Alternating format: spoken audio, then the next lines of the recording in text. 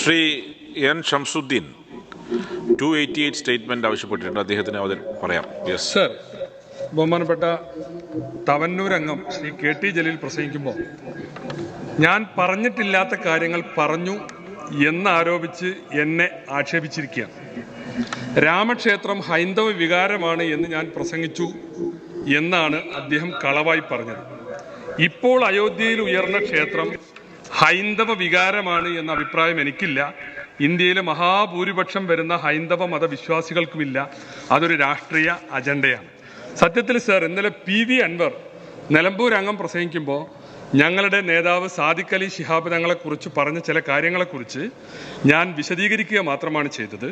അതിൽ ബാബരി മസ്ജിദ് തകർത്തയിലുള്ള വേദന കൃത്യമായി പ്രകടിപ്പിച്ചിട്ടുമുണ്ട്. സർ, ഇവിടെയുള്ള പ്രശ്നം ജലീലിന് അപ്പുറത്ത് പ്രസക്തി കുറയുമ്പോൾ ലീഗിനെ ഒന്ന് വിമർശിക്കണം. അത് അങ്ങ് മനസ്സിലാക്കണം. അതിന് വേണ്ടിയുള്ള ഒരു വിമർശനം അതിന് വേണ്ടിയുള്ള വിമർശനം അതിന് ഇത്രയും മോശമായ മാർഗങ്ങൾ ഉപയോഗിക്കരുത്. ഈ സഭയെ അതിന് നീക്കം ചെയ്യണം. രേഖകൾ പരിശോധിച്ച് വേണ്ട കാര്യങ്ങൾ തീരുമാനിക്കാം.